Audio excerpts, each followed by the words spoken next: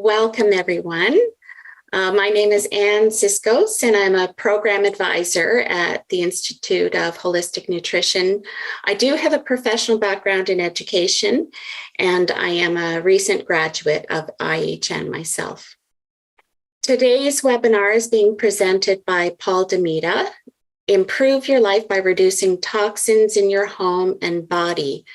It's an excerpt from the upcoming continuing education course called Clinical Detoxification. So that will be starting on September 6th, going every Wednesday until October 18th. Eastern Standard Time in the evening, 6:30 till 9:30. Pacific Standard Time, 3:30 till 6:30. So if you would like more information, you can go to the website for that, or you can email Colleen. That's Colleen at instituteofholisticnutrition.com. It is quite a popular and valuable Con Ed course. So if you're interested in taking it, I would get your registration in very soon. There are some spots remaining. I was talking earlier today to admin about it. So now the format for this evening, we will have a 1-hour webinar followed by the question and answer session, 15 minutes or so. So we do the questions at the end.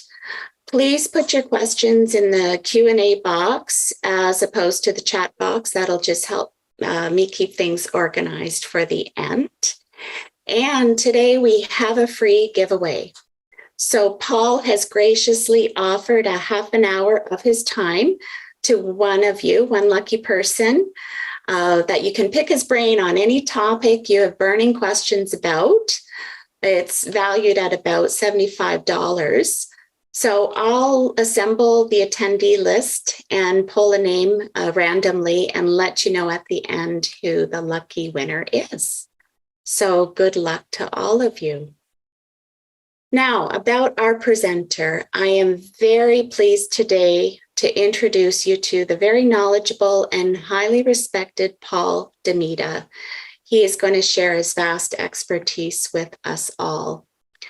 Paul has empowered people to consciously and holistically manage their health for close to 20 years. He is dedicated to investigating, clarifying, and explaining important nutrition issues and concepts. He is an ardent proponent of critical thinking in the context of health and published research.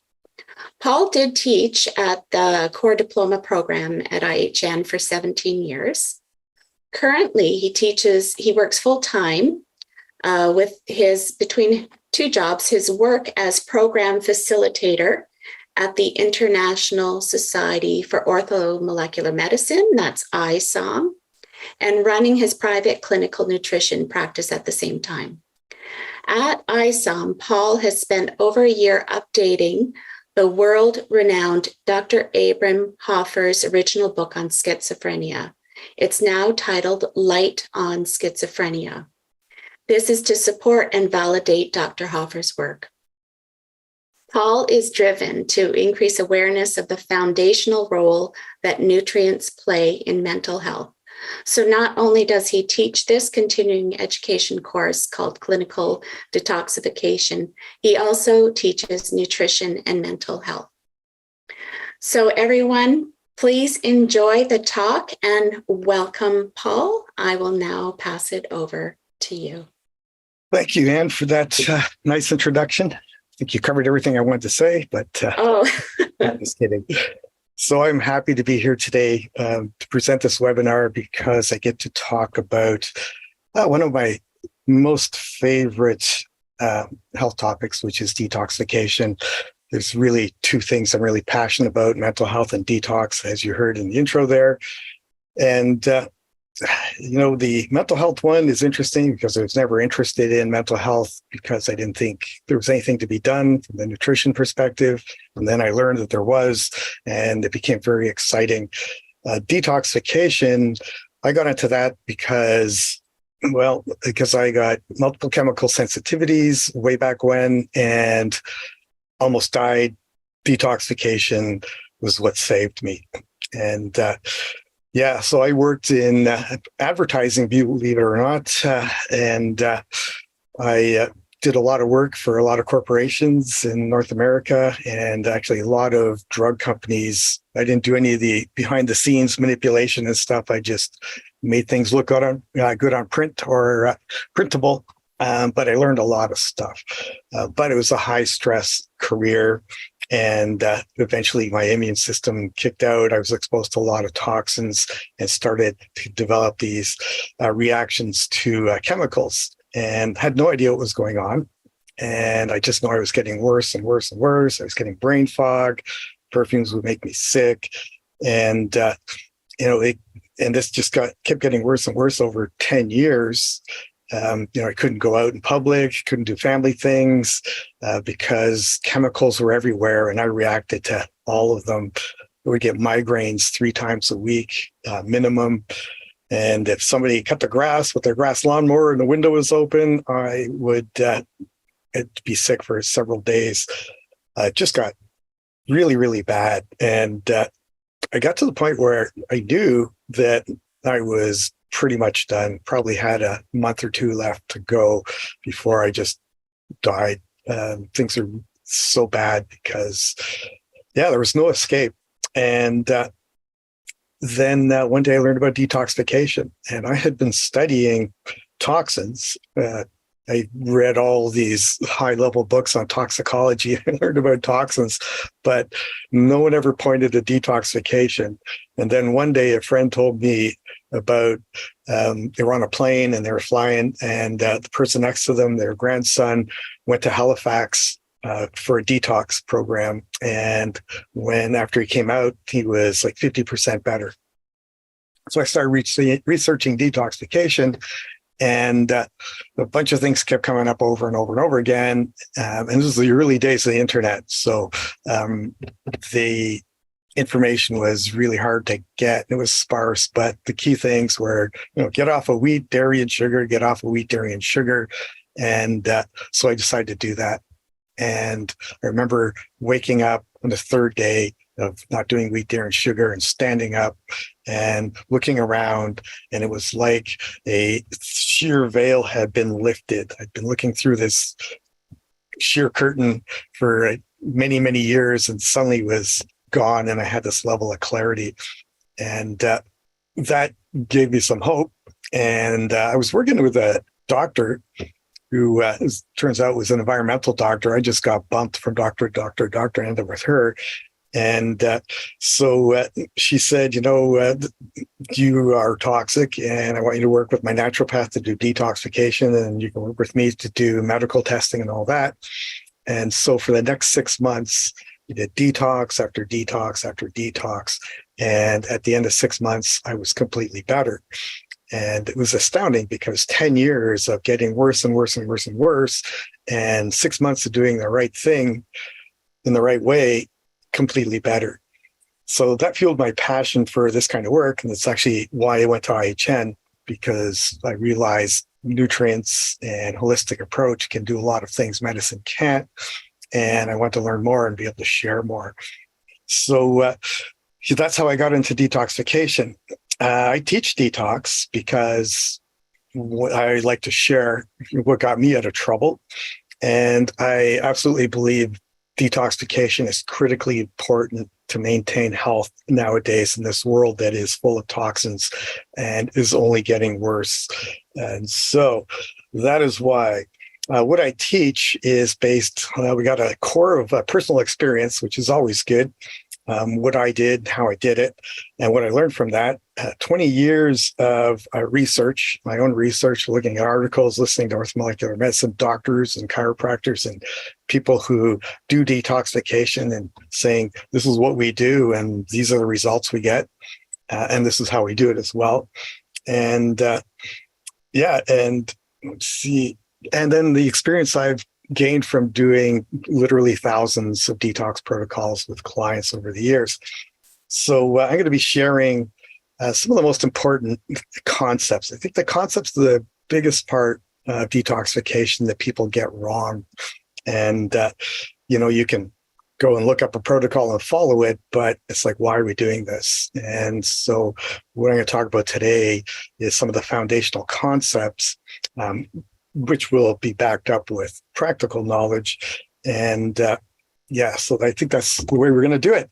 So let's get started. I am going to share.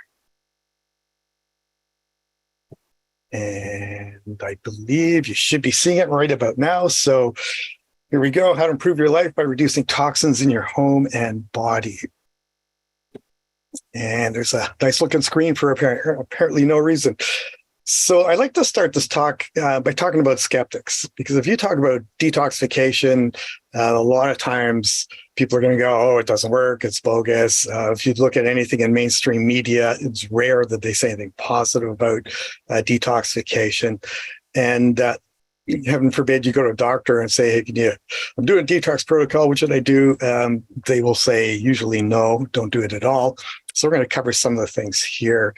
And so if you go online and you look around, you're going to see a lot of science. I'm going to put science in quotes because science is not what it used to be. It used to be hypothesis, conclusion, discussion, reevaluation, and repeat. Now it is, I'm an authority. I'm going to tell you what to believe. You better believe me. Little more on that coming up, but I think you all know what I'm talking about. So here is an article, Science-Based Medicine, which is not actually a science-based website, but it looks like it is. And so how do you give an unbiased discussion? You call something a scam right off the bat. And so the detox scam, how to spot, how to avoid it. And so that's the kind of language that basically right off the bat shifts opinion there. And you notice well, if you read the article, there's no validation of why it's a scam. It's just, it's a scam.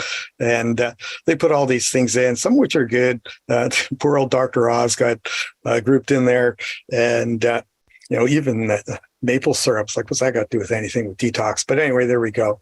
And so here's some of the key things that mainstream medicine, mainstream media says. We're not accumulating toxins. There's no real toxins out there. And so, do a quick little search here. This is the Environmental Working Group and a paper they published. And it basically said what they did was they looked at umbilical cords of 100 and I think it was, 287. Yeah, so they did look at umbilical cords from babies that were born. They had permission from the parents to take the cord, and then they drew the blood out, and then they measured them for toxins. And so they found 287 chemicals in the blood. There should be 0, by the way. And of those 287, 180 cause cancer, 217 are brain toxins, and 208 cause birth defects or abnormal development in animals, but humans as well. And so right from not even day one, from conception, the baby is exposed to toxins. So you can't say there's no toxins when you can pull them out of umbilical cord bloods. Did a search, this is a couple of years ago, 2 years ago, and looked for environmental toxins, right? So theoretically, they don't exist, and we get 25 million articles talking about environmental toxins in PubMed. Now, PubMed is one of the main repositories and directories of published research. Not all of these are published research, but we can kind of approximate stuff with these numbers because we're just going to compare a few down the road. So the first one is we're not accumulating the toxins, and there's no toxins. Well, yes, there is. Toxins don't cause illness. That's the other one. And so if you do the search again in PubMed, environmental toxins, it just comes back with a list of things that are caused by toxins. So health impacts, there's a general article, mental, physical, emotional impacts, allergies, inflammation, neurodegenerative diseases, and pregnancy problems, and it goes on and on and on. So these things do exist. And so here's just one: environmental mercury and toxic effects. And there's many, many studies, epigenetics. So environmental chemicals affect genetics, and obesity tied to environmental chemicals. And there's a huge list of things that environmental toxins play a role in. And if you understand that these environmental toxins, a lot of them swap in for nutrients in the body. And if you're swapping them out, you got competitive inhibition. And so we use all our nutrients across the board for all kinds of functions. And now if you're interfering with that, at the very least, then you would expect toxins to play a role in virtually everything. And they may not actually cause things. There's a few things that aren't caused by toxins, but then having toxins makes those conditions worse. Detoxes do not remove toxins. It's another classic that comes up. And of course, mainstream media loves to go to these foot baths. Why? Because they're an easy target. They feel highly implausible that you can stick your feet in some water and pull out toxins through your feet. I'm still on the fence on that, although I have seen one company publish very good research on the toxins that have been pulled out. But if you're going to attack somebody, you go for the weakest link and then make the whole story about that. And so you see this all the time. Here's another one. It's from The Guardian, which is kind of a trash newspaper in the UK. You can't detox your body. It's a myth. So how do you get healthy? Well, so there is no such thing as detoxing in medical terms. So what happens if you overdose on fentanyl and you go to the hospital? What are they going to do? They're going to pump activated charcoal into your gut, and they're going to give you glutathione. Why? Or NAC. Why? Because it's going to help the body detox. So medicine knows that you can detox. They just don't want anybody else to know about it. Here's another one. Detox scams are worthless and potentially dangerous. If you study wording like I do, look at this line and it's like, well, it's absolutely true. Detox scams are worthless. Real detoxes are not. They're actually useful. So here's a study that was done, and basically what they did was a short program detoxification in disease-free individuals, which is important to note because they already have presumably good detoxification capacity. They did a 7-day detox program, and so what they found was 23% increase in liver detox capacity. And they measured the capacity by a few things. One was caffeine clearance, which tells you how well phase 1 detoxification is working. So now we have a statement, this thing increased detoxification, and we have validation. And we know that because when we measured this, it was 23% better. And increase in urinary sulfate to creatinine ratio after treatment, so better liver function. And then the other one is detoxes can be harmful. And so I thought the best way to look at this one was you look up detox harmful, and we get 14 results. And I didn't post them all here, but I think about 10 of them were detoxing from being hooked on your cell phone. So having absolutely nothing to do with the detox we're talking about. So we got 14.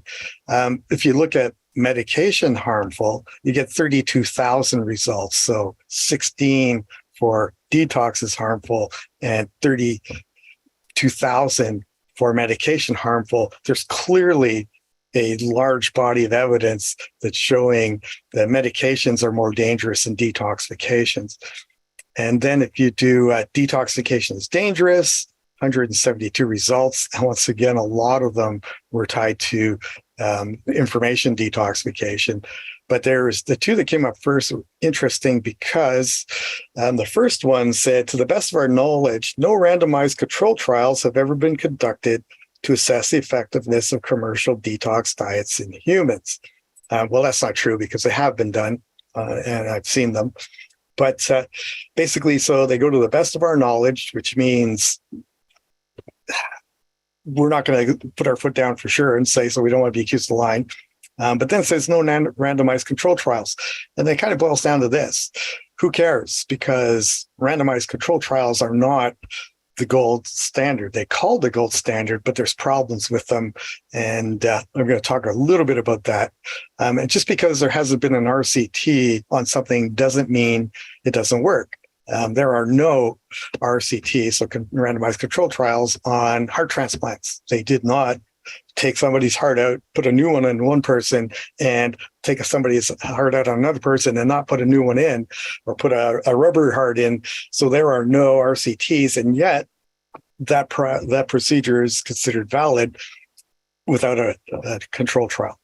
The second article here said that the article talks about activated charcoal for detoxification. And it says, even though using this is common, no internationally valid guideline concerning administration of activated charcoal. And so basically what they're saying is because there is no international standard for how to use this, it should not be used. And if you applied this to other things, then we would be doing nothing, right? Only the stuff that the World Health Organization tells us to do. So activated charcoal is valid. Medicine doesn't want you to think it's valid. And then I think it's the last one, the body is fully capable of eliminating the toxins we are exposed to, and we don't need to do anything. This one comes up so many times, it's laughable. It's almost like it's done on purpose. They just bring it up. And so that whole philosophy or whole statement ignores chronic low-level exposures of toxins. And so basically they're going, if you run into a little bit of lead today and none for the rest of the year, you're perfectly fine. So they ignore the key thing because chronic exposures do exist and chronic exposures do cause problems. And the body needs things to be able to deal with chronic exposures. And nowadays it doesn't get them. And why is that? So kind of boils down to this. There's certain things that did not exist when our detox systems were created. So yes, the body is fully capable of detoxing virtually everything we would have been exposed to 1,000 years ago, 2,000 years ago, and actually much more as well, because I can tell you, I've seen people that are so toxic they should be dead, and yet they're still functioning somewhat. So we have a lot of resiliency, but it needs help. So here's the things that didn't exist when our detox systems were created: heavy metals, pesticides, and that kind of stuff, the petrochemicals and car exhaust, industrial plant exhaust, mold toxins. Actually, mold toxins did exist. There is a reference in the Old Testament to the house having a plague and the priest coming in, and then they burn the house to the ground. Why? Because they knew that this mold stuff you got to deal with it or it kills people. But nowadays, the houses are built in a way that it's very easy to have that mold contamination. We get the chronic stress too, because people don't live the way they used to, which is the sun goes down, now I stop work, and now I have some downtime. Stress is there pretty much all the waking hours. Most people in the general public live on largely nutrient-free food, so not getting the nutrients in. 1 second. Foods that are rich in toxins, sugar and starch, which disrupts many systems that directly and indirectly affect detoxification. We have genetic polymorphisms that are tied to detoxification. So, for example, methylation pathway not fully functioning. And, I always ask this question when it comes to genetics. Well, if it's genetics, why didn't these people who have these polymorphisms die out 10, 15, 20 generations ago? And it's because these genetic polymorphisms are largely driven by the environment, which is all the rest of the stuff there. Well, here we go. I go a whole day without getting a tickle in my throat. And then 40 to 60% less nutrients in the food we actually eat. Here's a study published way back when, from a presentation 2011. And this shows the reduction, how much less of each of these nutrients are in the food. All of them are less. And this is another report showing percentage of the U.S. population who get less or below the EAR, so estimated average requirements for nutrients. And so all of them are less, but they're vitamin D, vitamin E, magnesium, calcium, A, C, and zinc are the biggest ones. And the key thing here is, so these are the percentage of population not meeting the EAR, and the EAR is only designed to meet the needs of half the population. So for half the population, they're not even enough, and a huge part of the population is not even getting that. I found this article way back when, and it's called Detoxing Hypocrisy, and basically boils down to this one paragraph covers it all. Medical community mocks all forms of detoxing practice within the alternative health community, but they absolutely understand the principles behind detoxification and encourage people to practice their recommended versions of it. So, and here's the key thing. Don't do it without the guidance of a physician and the aid of pharmaceutical drugs. So who is being served by controlling detoxification in the medical environment? It's big pharma. And, that is one thing. And then basically they're talking a clinical emergency, but they do know that detox works, and they just don't want anybody but them doing it. I talked about randomized control trials. I always slide this into most of my talks, we'll say, and published research, clinical trials, not the be all and end all. And so there is now a lot of discussion going on, at least in the non-brainwashed group of medicine, about what do these trials really show. And if you took the full-time program at IHN, you did the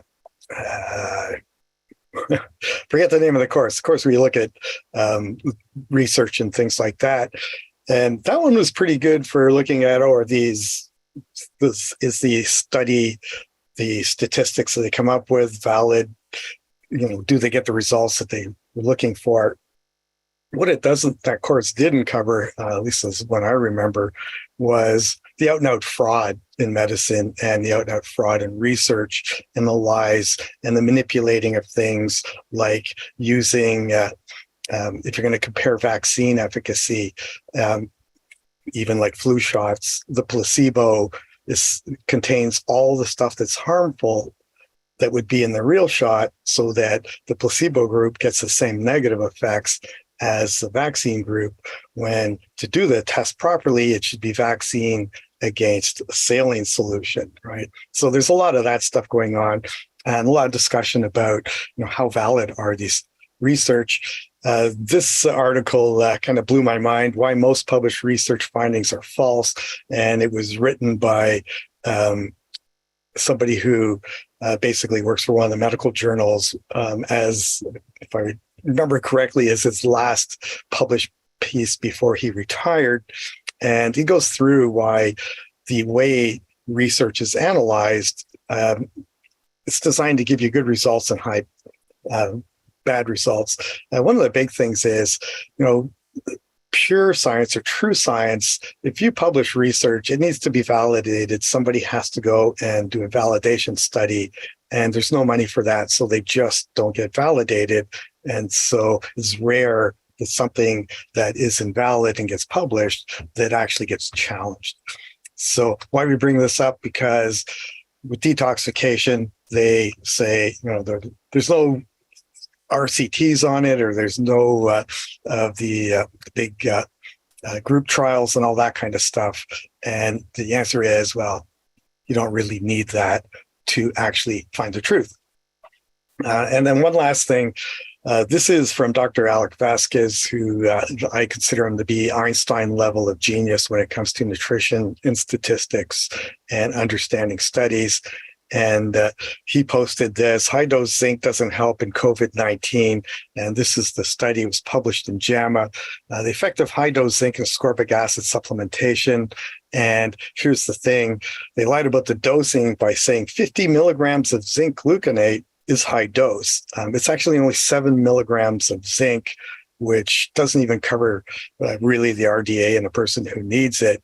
And so another way that data is manipulated to show a bias against nutrients and doing things. So the problem is you're going to go out there and you're going to talk about detoxification, and people are going to say, yeah, I heard all this or this stuff saying detox is bogus. And so how do you counter that? Well, you can't go out and publish your own research and that kind of stuff. It takes decades and decades. So understanding the concepts and explaining them in a way that somebody gets it and goes, now I understand how things work. Doesn't matter if there was a study provided, or doesn't matter that my doctor or the CNN said it was no good. This I know to be true. And so that's what we're going to talk about today. And so how does detoxification work? It kind of goes like this. Here we have a toxin, and this little box here with the gear in it represents a liver cell. And the liver cell is going to take in that toxin. It's going to do some work on it. So it's going to do an enzyme transaction on it. And what it's going to do is it's going to, quote, detoxify that molecule. So what it does is it changes the structure or charge or something about that molecule so that it is now safe to go back into the blood or the urine or the lungs or the skin for removal, right? So that's the first step. So that's phase one. Put this little star thing there to show that every time that enzyme acts on a toxin, you generate a free radical. And if you generate free radicals inside a cell, those free radicals damage the cells, the organelles, and then you start to degrade the capacity of the liver cells to do their job. And then ultimately, if you do it wrong or too long, you can end up killing the liver cells. So keep that in mind. We do the work, but we generate a free radical. And so what do you need to do this detoxification? You need vitamins, so for cofactors, for the enzymes to do the transactions. You need minerals for cofactors and actual structural components of the enzymes, protein for the enzymes, and antioxidants to address that free radical generation. So here's the most important concept. Detoxification is an additive process. You add nutrients to increase detox capacity. If you don't, or you don't have enough reserves, you're going to damage the cells. Now, if the toxin is fat soluble, then these phase one enzymes will come along and they will change that toxin, and they'll make what's called a toxic intermediate. And why is it more toxic? It's because it's been made more reactive. It's going to react with things, stick to things. And the reason we do that is so that we can make this fat soluble toxin water soluble. And so what happens to this intermediate molecule? It gets passed over to a phase two enzyme. So here's a little machine, the enzyme machine, and that enzyme works with a bunch of conjugates, so molecules to get attached to that toxin. And when you attach that conjugate to the toxin, it becomes water soluble. And there it is. It's conjugated with in this case, glycine, and then we can dispose of it. It's water soluble. It can go out through the blood or it can go out through the bile. And that is the process there. Once again, we're generating another free radical. So antioxidant support for detoxification is very important. So when I say detoxification is additive, this is kind of a short list of all the nutrients required for detoxification. So to run this process there's our antioxidants. Some of the ones that the body makes, like glutathione and superoxide dismutase, are very important. CoQ10 is important for mitochondrial function to keep the energy going for detoxification. About 80% of all detoxification is done by glutathione, that molecule, and 80% protection from free radical action is from glutathione as well. So that is an important molecule. And so here's what we need to make glutathione: vitamin C, NAC, alpha lipoic acid, glycine, glutamic acid, B6, B12 folate, selenium, zinc. There's a few others, but those are the key ones. And so this is what it takes to support the liver to properly detox toxins, right? Especially heavy metals and pesticides, which most people are exposed to. So I've got a representative diagram here. So here's the toxins coming in. If our enzyme capacity matches so if we can match the amount of toxins coming in, the toxins going out get fully detoxified, and that's a good context. if we have more toxins come in than we have the capacity to deal with, we will still detox some of them, but now we have an overflow of toxic intermediates that go back into the blood and cause damage, or they stay in the liver and cause damage. The other thing that can happen is we can have like a normal amount of toxins, but we have less efficient detoxification enzyme systems because we lack the nutrients, or they're already burdened by heavy metals. And so in that case, we still do some detox, but not enough. And so if we have an overflow of toxins going back in the bloodstream, fat solubles go in one place, they go to the fat cells, the liver, brain and nervous system, and bone marrow. And then you'll see that show up in related chronic diseases. And the water solubles go in the blood and the tissues, the muscles, and the joints. And then you can see the toxic effects there. Ideally, what we want to do is this, where we have a normal amount of toxins coming in. We have upregulated capacity to deal with the toxins and detoxify them. So we detoxify all of them, and we have room for other exposures that might happen from day to day and things like that. So how do we detoxify? I love pages like this. They come up all the time. And so this is from Healthline. So hypothetically, you should know better. So here we go. There's lots of ways to detox. Most detox diets involve at least one of the following. So fasting for 1 to 3 days, that is not detoxification. That is removing input, but it's not detoxification, right? Detox is those molecules deactivating toxins one way or another. So is it beneficial? It can be. If you are highly toxic and you fast for 1 to 3 days, especially if you do water fast, you might actually wreck your liver. And I have seen that, people who've come to me after doing that. Drinking fresh fruit, vegetable juices, smoothie water stuff, that can be part of a detox for sure. Drinking only specific liquids like salt water or lemon juice. Problem there, that's not a detox. Is there are no conjugates, there's no protein, there's no antioxidants, negligible amount. And so it's not supporting the liver. It's essentially just taking things away. Eliminating foods high in heavy metals, contaminants, and allergens, that's not a detox, but it does support by taking the load off. Taking supplements or herbs, yes, so it can be part of detox. Avoiding allergic foods, that's always good. It's not a detox though. Using laxative colon cleanses or enemas, that could be part of a detoxification. Exercising is not detoxification, although it can support proper detoxification when you actually do it. And then eliminating alcohol, coffee, cigarettes, and refined sugar. I agree with all of those except for coffee, and I will talk about coffee coming up. What I found interesting is there's an ad for plant-based meats there on Healthline. It's like, what are you guys doing? Because that stuff is pure garbage. If you look at the list of toxins, every ingredient in there pretty much shows up. And it's like, you guys, I think you're on the wrong team.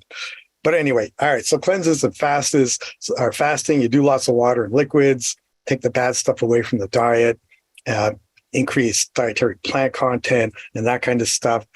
If you do that, if you consider that to be your detox and you do it properly, you can definitely cause damage. It doesn't have the supporting nutrients. You might get some binders that bind up those toxins in the GI tract, but if you don't do it right, and this is from the journal Orthomolecular Medicine in 1988, way back when we already knew. So long-term side effects resulting from inadequate nutrition may be explained away as a healing crisis. So there are such things as healing crises, but if it's a detox and you don't have those nutrients, don't call it a healing crisis. Call it a reaction for not adverse reaction arising from nutritionally inadequate diets and then doing a detox. So I've done thousands of detoxes with clients, never had a healing crisis from a detoxification because it's always additive. If you do it properly, cleanses and fasting can be done safe and effective at removing toxins. So I describe detoxification this way: 3 stages. 1, 2, 3. If you consider this diagram here, this is muddy water coming into a pond. And so here's the supply coming in. Here's the muddy water in the pond. And then down here is the accumulated toxins that have, or the mud and silt that have dropped down to the bottom. So this would represent our incoming toxins. This would represent the toxic load that is circulating and that we're dealing with on a day-to-day basis. And then this represents the toxins that have settled into the tissues of the body. And so here we go. So number 1, you got to decrease the incoming toxins, and you have to look at where they're coming from. So the key ones are sugar. Sugar in its pure form is not actually a toxin because the body uses it and generates the same molecules. It's the excess sugar, which everybody gets in the average population. So that one be considered wheat. And, wheat's been around for a long time. A lot of the wheat now is adulterated. It's modified. Most of it contains pesticide residues. And so as a food source there, it's toxic. Gluten, there's a bunch of reasons why we have gluten toxicity now. A lot of it has to do with heavy metals and pesticides affecting the enzymes that do the final stage of gluten protein breakdown. Dairy, kind of the same thing. Properly done dairy is not a problem, but the way mainstream food suppliers do it, it can be a contributor. Not everybody's going to have problems with all of these, but it can be. Alcohol, to a degree. Excess alcohol, definitely a toxin. The liver definitely has to detox alcohol every time you drink it. There's a little bit of damage every time you drink it, but holistically, you look at the net effect, and is 1 glass of wine a night with whole foods and fresh foods like you would get in the south of France, is that as toxic as drinking a glass of wine or a bottle of wine with a cheeseburger or some fast food here? Huge difference. And so the net effect is way different. Processed foods, full of garbage, get to that. Non-organic foods, you're going to have pesticide residues. And then coffee. I'm not on the fence on coffee. I think coffee is highly beneficial. I was asked at one point to come up with all the negative articles, to research all the negative articles on coffee. And for every negative article on coffee, I found 7 positive, well-done studies showing the benefits of coffee. The amount of coffee we're talking would be 3 cups or less a day. Although I think it's Norway, the average consumption is 15 cups a day, and they are perfectly healthy and their livers function better than ours.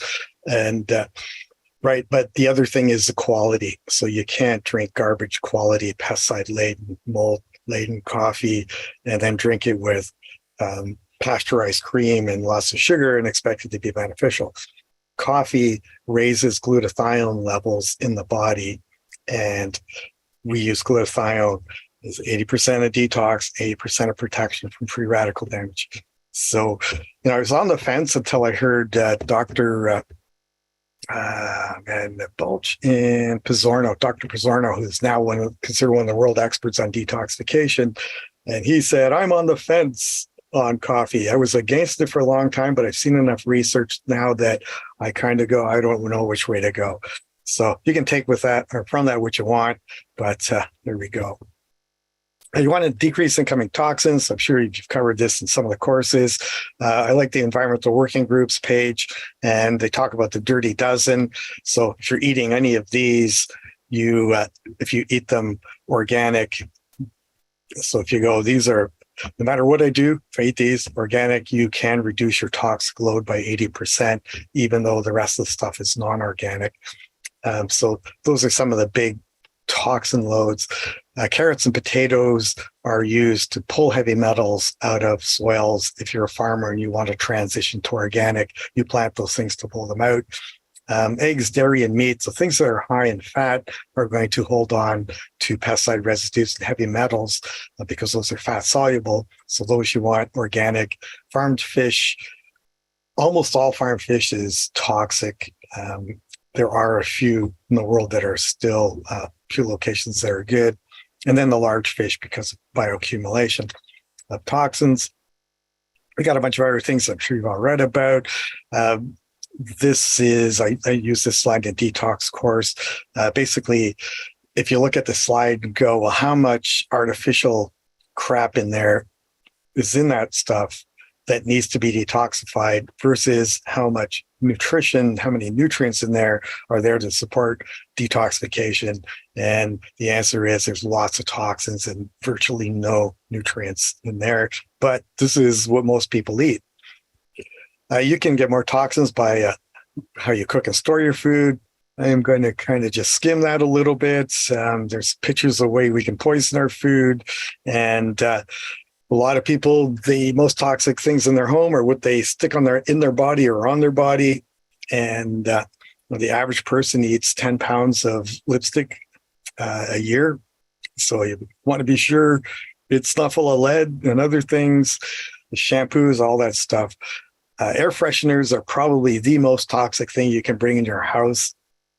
They are designed to disperse into the atmosphere, and they are full of molecules that increase the dispersion once it hits the cells.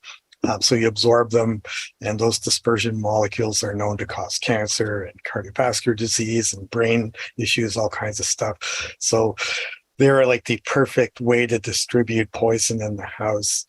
And we got a lot of other things. We'll talk in depth in the full course, because I think it is very important to know your enemy and be able to convey to people, here are all the places you're getting your toxic load.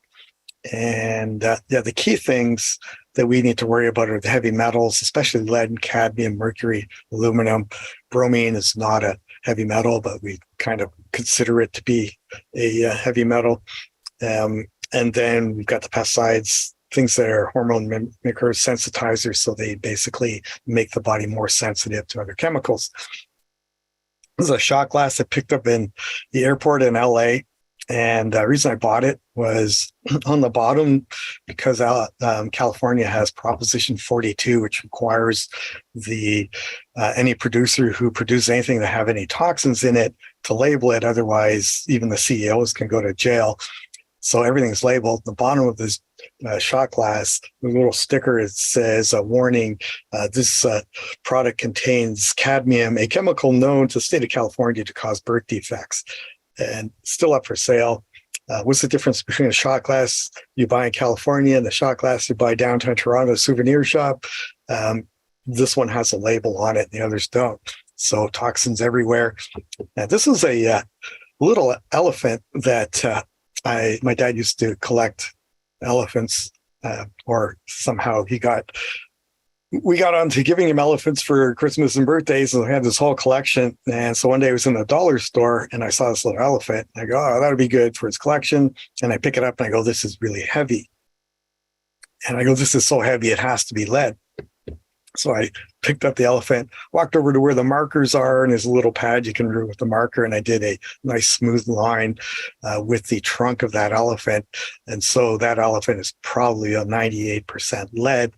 And this was 3 weeks after Health Canada shut down all the health food store, or all the dollar stores in Canada, so they could get lead products out. And so 3 weeks later, right there for the general public. Okay, so toxins are everywhere. We have to stop that in. I think Dr. Pizzorno said, you can't dry off in the shower. And so just remember that. You can't detox while the toxins are coming in. You have to the largest extent possible, stop the toxins coming in as the first component. And then the second part is support body detoxification. And we can do that with food, supplements, and other things. So 7 foods that support detoxification. Protein, very, very important for detox. You need it to make enzymes. You need it for the conjugates. And one of the biggest problems or biggest issues I see with people who do detoxes that go bad is they lack protein. So Legumes and beans, not essential, but also a source of protein and sources of fibers and lignans to kind of help with the detox process. Broccoli, cauliflower, cabbage, that whole family, they provide some things, but one of the key things is they upregulate detoxification. They improve how it works. Same thing with oranges, tangerines, citrus peel, and dill and caraway. There's a reason things like dill and caraway and citrus peel have been used for centuries in traditional diets. They may not have known exactly why, but they do improve detoxification. Ground flaxseed is a good source of fiber. It makes kind of the gel-like binder so that you can bind things up with it when you try to detox them. Dark leafy greens are good for methylating nutrients, although they're not for everybody because a lot of them are high in oxalates. So if somebody's got issues with oxalates, they can't do dark leafy greens, or at least some of them. And then turmeric, and more specifically the curcumin component, definitely is anti-inflammatory, which is good. Sorry, it's a little dry in here because I have to shut all my windows because it's noisy outside. Anti-inflammatory, but does upregulate detoxification. Supplements for detox. Vitamin C is a no-brainer. It's the biggest deficiency out there next to zinc. Zinc and vitamin C, vitamin D are all huge epidemics of deficiency. Vitamin C required for making conjugates, detoxification, anti-inflammatory, free radical protection, all that kind of stuff. Vitamin E, free radical protection, need to make glutathione.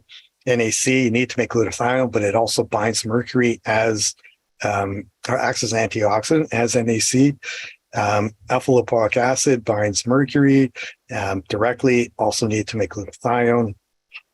B complex vitamins for the energy component, making the energy to make the ATP to run the enzymes, and fish oils for the anti-inflammatory component.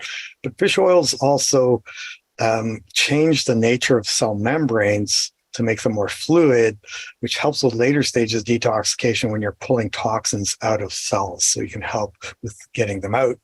And then milk thistle, it's got roles for upregulating detox pathways, but also it drives liver cell health and regeneration. Other things for detox, high quality multivitamin or mineral. There are 42 essential nutrients in the body. You get deficient in any one of them. If you get zero of any one of them, you die. If you get deficient in any one of them, it'll cause problems across the board because we take those 42 nutrients and make them into, I think, 5 million unique molecules that are used throughout the body.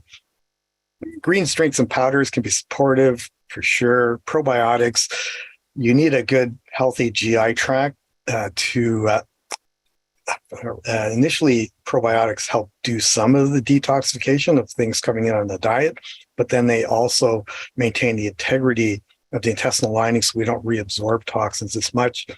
Binders are there to bind up the toxins that we have dumped into the GI tract and remove them from the body so we don't reabsorb them.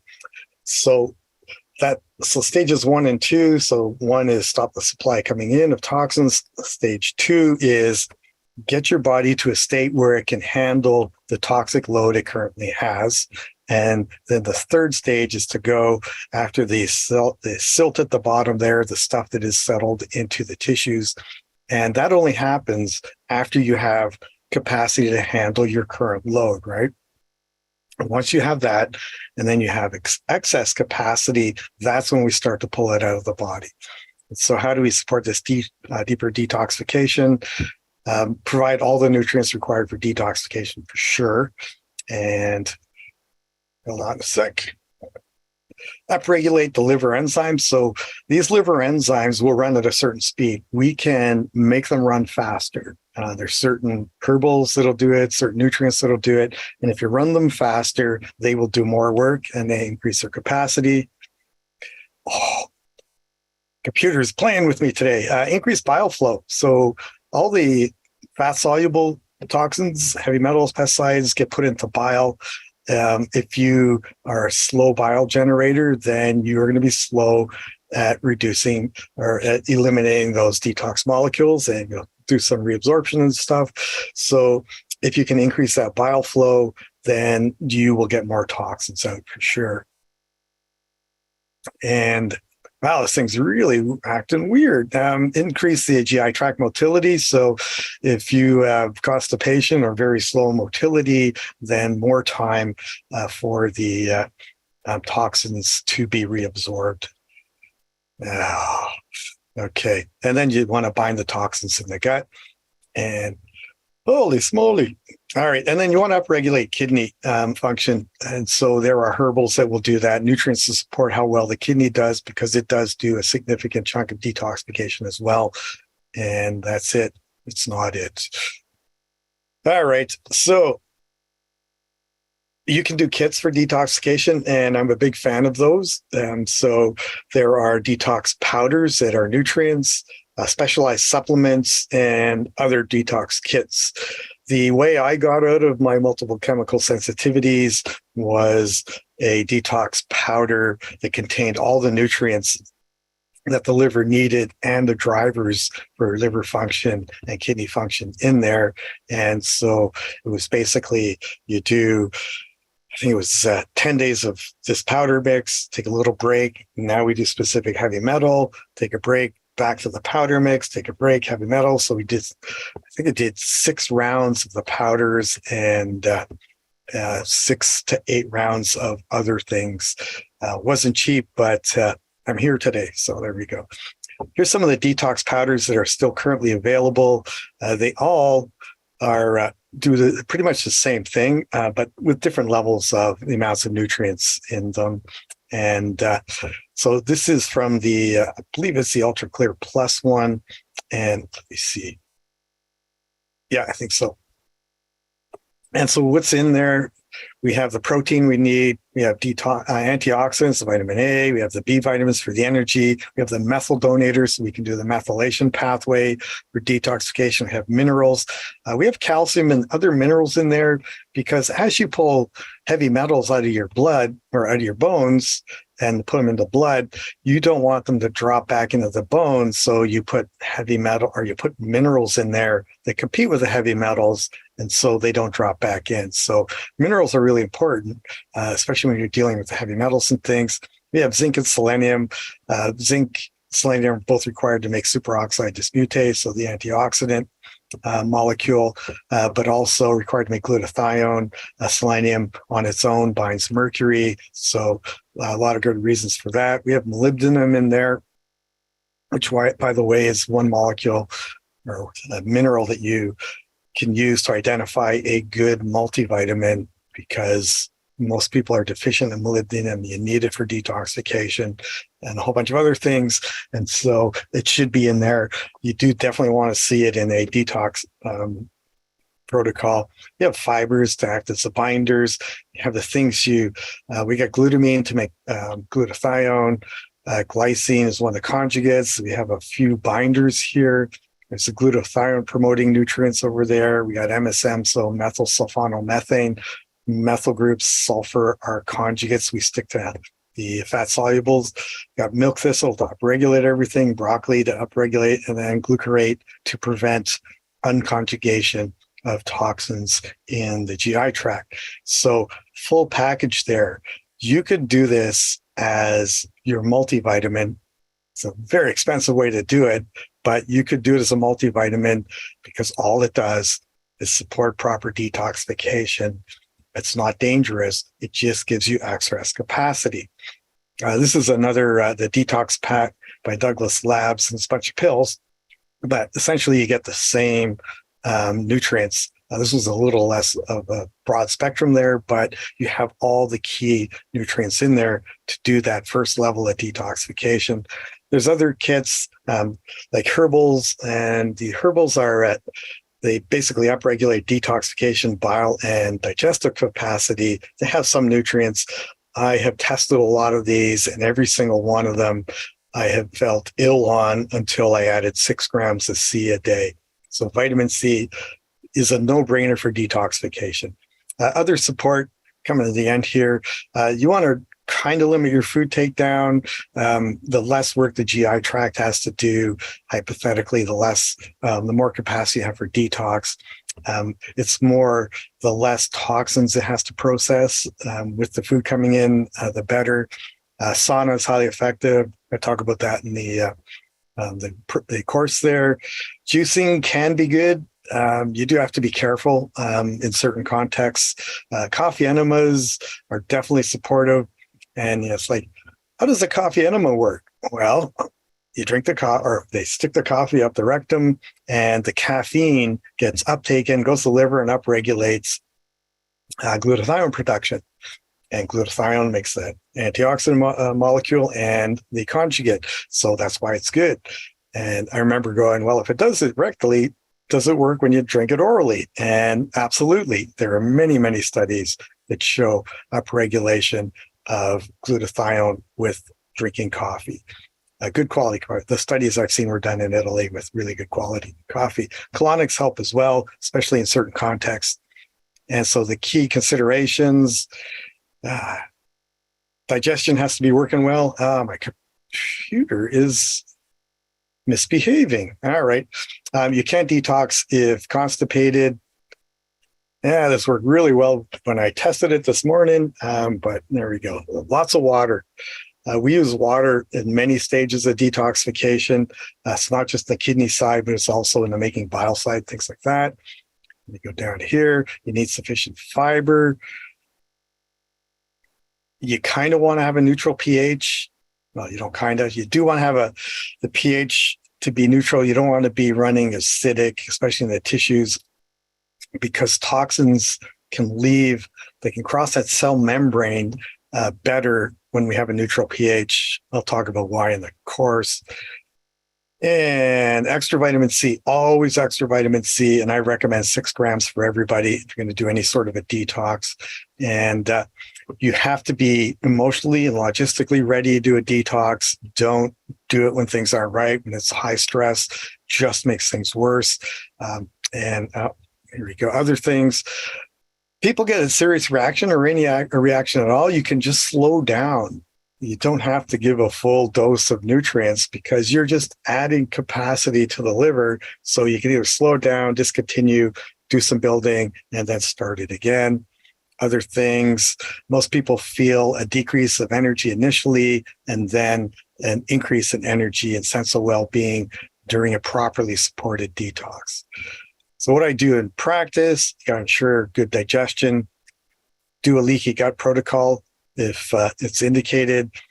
You want to build first. I never, ever go straight into detox. I usually spend a month to 6 weeks building nutrient status before we'll look at any detox. And you want to address emotional stuff if you have that capacity, but you want to make sure you're in a good place. I will typically start with one of those kits that I showed you, the detox powders, sometimes not, but yeah, you're doing that. All right. And then based on the individual, sometimes lymphatic protocols, heavy metal detoxes, homeopathic detox remedies to kind of drive toxins out of the cells that have been sitting there, and then other things. And then kind of repeat as needed. So I did 6 rounds of the detox powder and 6 to 8 rounds, depending on how I classify it, of heavy metal and pesticide residue detoxes. So 12 rounds over 6 months to get to 100% better. A lot of people go, I want a detox, and then they do the 30-day detox, and they go, well, some things are better, but it's not all done. And it's like, well, that's because you can only get some of the new detox. You can only detox some of the toxins at a time. It's an ongoing process. So recap, you want to get out of the showers to stop the toxins coming in. You want to support your natural day-to-day detox with nutrients. And then after you've done that, you want to go deep clean. You want to drive excess liver capacity and the functions that release the toxins from the cells, get them to the liver and the kidneys, and then get them out of the body. And that is what I have to say about that. You can check more about me and read some of my articles on my website, so healthybyknowing.com. Just a heads up, I've been so busy doing my ISOM work that I haven't touched this in 7 years. So the articles are still valid, actually surprisingly good from when I look back after 7 years at the articles. There's one on detox that covers essentially what I just did here, but quicker, shorter way. And there's a few good ones that I refer clients to all the time. And so the course is coming up September 6th. It's 21 hours total over 7 weeks.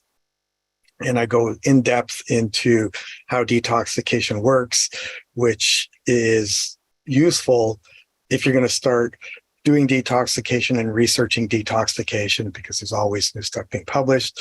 It gives you a background and the tools to be able to look at this and go, I understand why this is saying this and that, or why this nutrient's being recommended, or this process. We look at the source of toxins. You really need to know the enemy, and you really need to be able to go and do an intake on somebody and find those things that normally wouldn't be found. Like I had one client way back when who came from Jamaica, and his brain was totally messed up. He could barely speak. He had his girlfriend do most of the speaking because she understood, he could decipher what he was saying. And after a 2.5 hour intake, found out that he had an illegal still up in the mountains, and basically what he had was copper poisoning. And so how would the average medical person find that if they didn't know the full extent of all the toxic exposures, right? So it's really important to know all the sources, and so we cover that. And then I talk about the tools and detoxes that orthomolecular medicine doctors use and functional medicine doctors use, what they use, and their assessments too. So I give you a perspective of all of that. So not only can you follow the detoxes that we do, that I showed you, but you have tools for evaluating anything you might come up with. And so that wraps it for this workshop, or this webinar. All right. Yeah. So we're going to go to Q&A. Yeah, Paul, that was fantastic. Thank you so much for this intriguing and informative talk. And you really have a great way with your diagrams and your lists to put things in an organized fashion, taking something complicated and helping us understand. I think everyone out there would agree with that. So just a reminder to everyone, if you have questions now, please pop them into the Q&A. We do have quite a few now. So I will ask them of you, Paul, and I'll check the chat. I think one of them went in there as well, but please try to put them in the Q&A. So this is a question from Samantha. Do you recommend supplementing directly with glutathione or supplementing with the precursors instead? Yeah, there's a lot of debate about that. Glutathione does get in, but it's only a small percentage. If somebody is really toxic, then even though you only get a small amount of glutathione in from taking a capsule, it can be highly beneficial. But I always start with the vitamin C, NAC, alpha lipoic acid, and selenium and zinc as a foundation. And then I might add glutathione on top of that. Great, thank you. A question here by Melanie. Will you be discussing microplastics during the course? Yeah, I hadn't planned on it, but I think that might be one of the things. I collect articles all the time. I probably collect about 100 a year on just detoxification. So I'm going to do the kind of the base course. It doesn't include that, but I will be including more, like I'm going to do some handouts on more targeted thing like microplastics. And then the glyphosate is another one that's really important to look at. And so, yeah, hang on. I'm just going to make a note to add microplastics because it's important and it's a big problem. Okay. Great, thank you. Melanie wants to know folate as folic acid, as was listed in the Ultra Clear Plus, seems like it wouldn't be as good as a methylated form. Do you have a comment on that? Yeah, I'm not sure if now they do the methylated form, and I think I did check on it, and even though it says folic acid, it was actually folate. Yeah, I can tell you this, even if it is folic acid, it works. I wouldn't be here if it didn't, but I suspect it's actually folate. Yeah, and I think there's a methyl folate in there as well. So, yeah, anyway, that's all I can tell you at this point. Okay, great. Thank you. What is the earliest age of an individual that detoxification can be done? So we're referring here to children. Yeah, I don't think I would do a heavy metal protocol on an infant.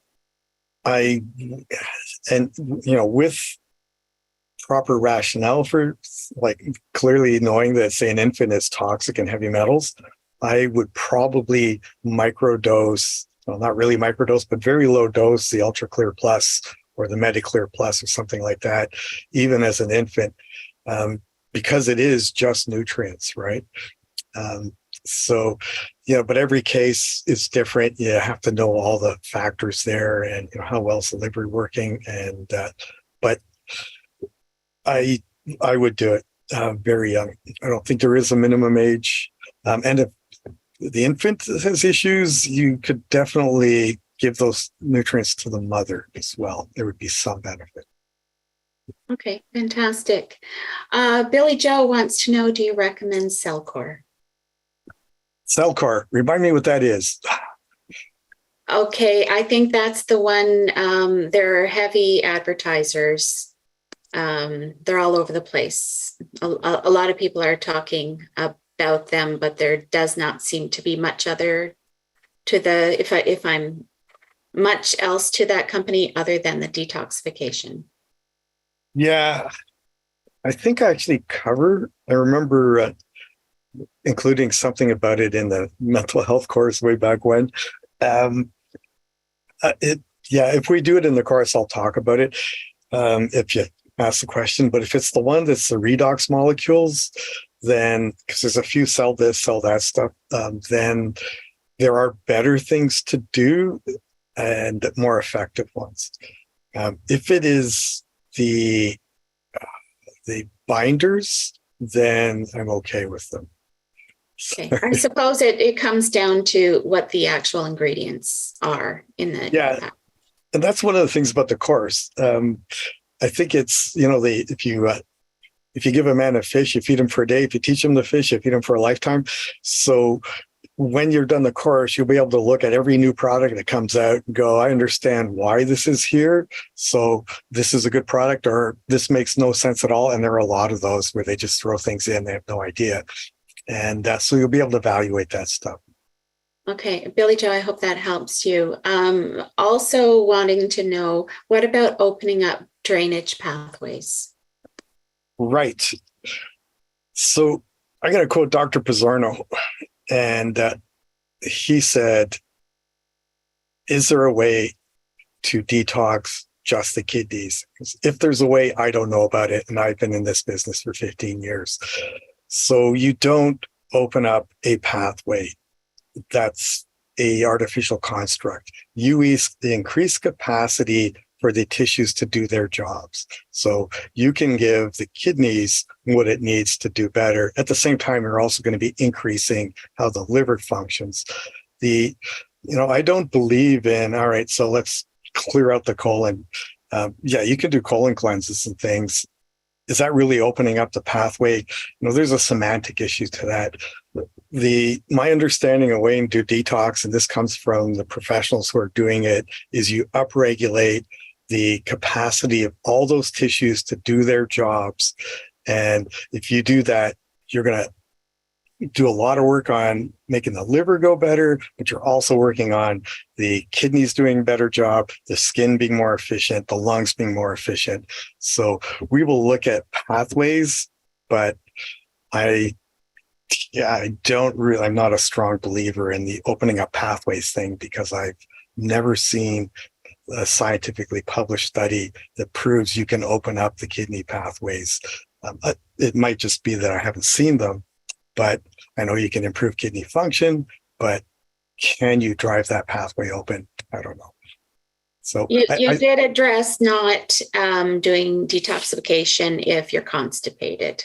You did mention that tonight. Right. So that might fit into, okay, opening up the bowels, right? But opening up the kidneys, yeah, I think it's the wrong way to look at it. It's the right question would be, do you cover the way to increase the body's capacity to use its infinite wisdom to digest and detox properly? Okay, there's quite a bit of nuance there. So that's fantastic. Janet would like to know, will you be discussing detoxing of the spike protein? Yeah, this is why I don't nail down the course until we actually get started or the week before, because there are things that come up. The spike protein will not be in the course notes, but they will be in the handouts.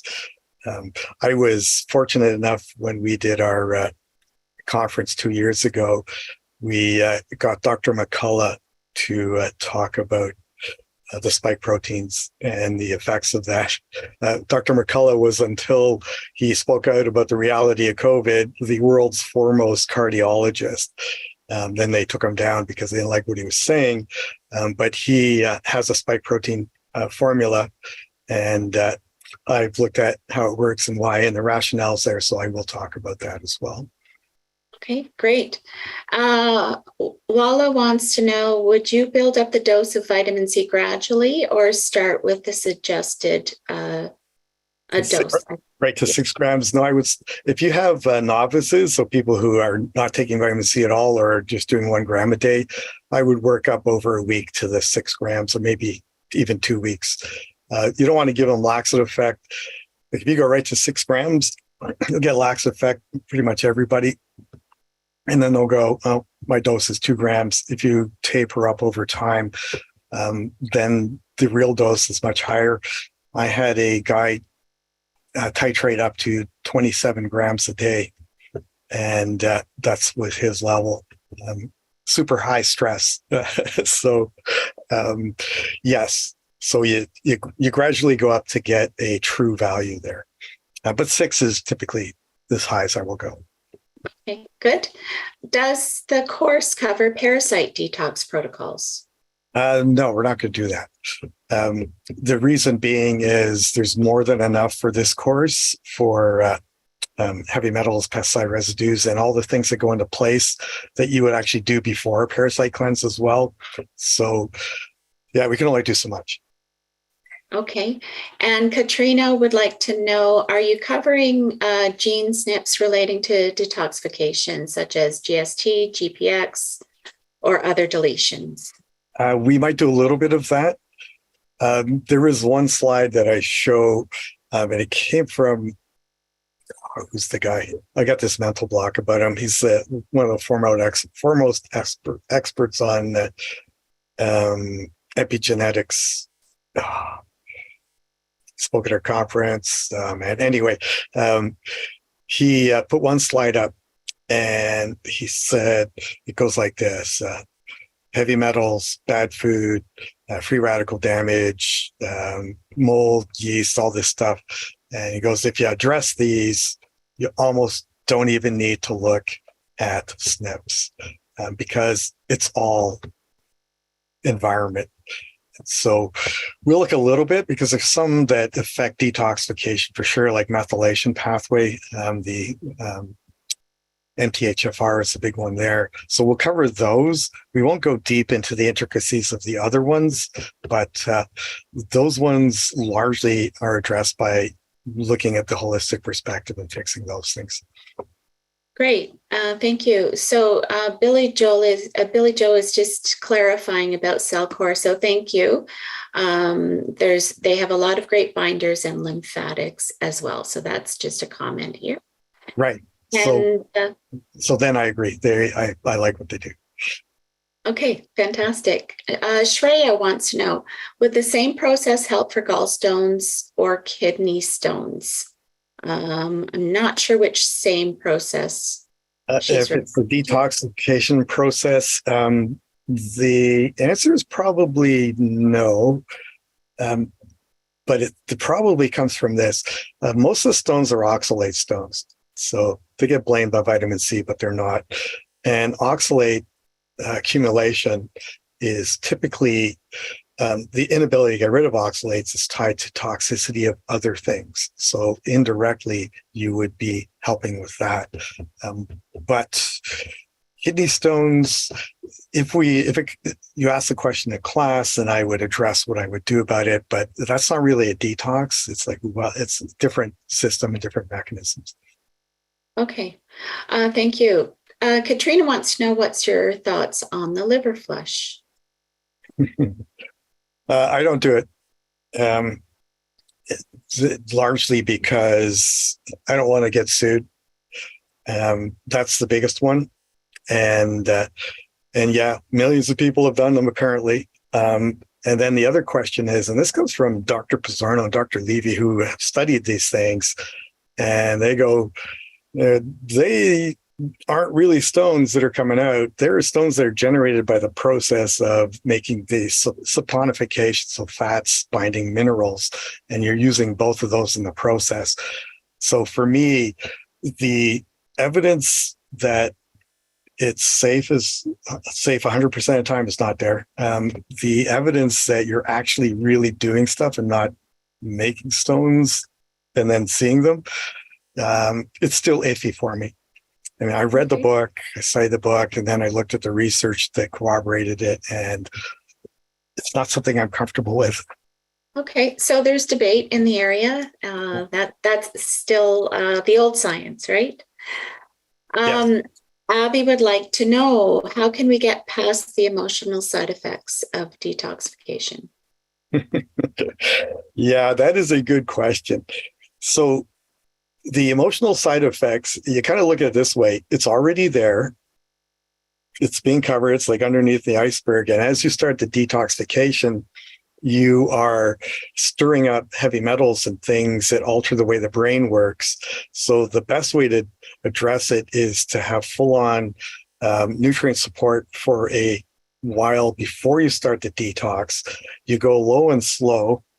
Because you got a protocol that says, do 2 scoops of this powder a day, doesn't mean you can't just go with 1, because you're still just upregulating, but less. But then the other side is you kind of have to look and say, where is this person?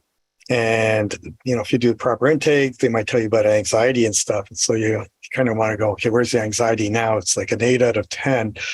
You kind of want to get down to maybe a 2 or 3 out of a 10 before you start to do any of this stuff. And I've had a lot of experience and a lot of guidance in helping people on the mental emotional side, so I can address some of that. But if you don't have that, then you refer them to somebody who does. But it's like, you don't start them when they're in a bad place. Like, that's the biggest takeaway. And if you're having healing and cleansing reaction type symptoms, including emotional, I think you did say previously, back off on what you're doing. Yeah. Would you say take a break for a couple of days? Yeah, I would go back off a bit and increase vitamin C up to 6 grams. I remember, I look back at it as one of the kernels for the breakup of my marriage was doing a herbal only detox, and 2 of us did the same kit, and we just went at each other. We just couldn't let anything go. And then it's like, vitamin C, we put it in, and then everything calmed down. But yeah, so yeah. And you're still smiling though, so interesting. Well, I'm married again. Yeah. And it's going good. We both take our vitamin C. Yeah. Okay, good.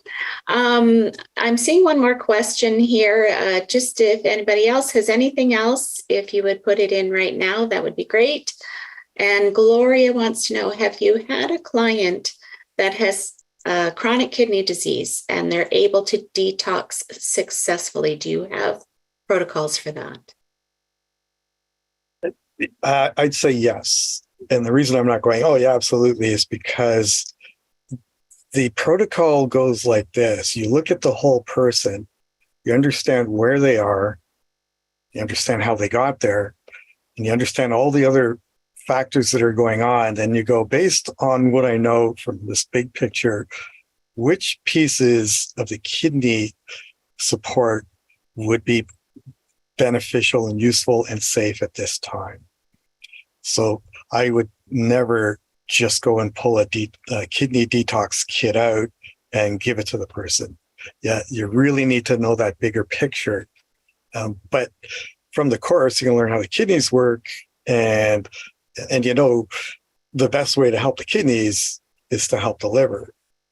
And so because the liver picks up anything the kidneys can't do, and also prevents the kidneys from getting too much. So you kind of look at that whole thing and go, this is how I'm going to build the kidney protocol. So in the end, the answer is yes, there are things you can do. Do I have a specific protocol for that exact context? No. And you shouldn't. You should not have a protocol that you slap on anything, right? You always have to do that evaluation. Okay, that's great. And yeah, because everybody's an individual, you have to look at the whole picture. I don't see any more questions. Folks, if I've missed somebody by mistake, I do apologize, but I did go through this. Paul, thanks again for your talk. It's now time to announce the free giveaway. Yeah. So, Marina Mermelova, you are the winner. So congratulations. IHN will contact you and figure out how you connect with Paul. But maybe if you could just put in the chat there, Marina, that you've received this message. If for whatever reason Marina doesn't want the prize. Oh, yes, she is here. Yes, with the 3 S's. So congratulations. That's great. Thank you, everyone, for attending tonight. If you do want to learn more about the clinical detoxification course, Paul had it on his second last slide there, but you can go to the website. You can email Colleen at instituteofholisticnutrition.com. Colleen has 2 L's and 2 E's in it. It does start on September 6th. And I think that pretty much covers it for tonight. That's the conclusion of the webinar. Have a wonderful evening, rest of your evening, rest of the day, wherever you're tuning in from. And thank you once again, Paul, and to everybody who's attended. Have a great evening. Thanks, everyone, for coming. Good night. Night.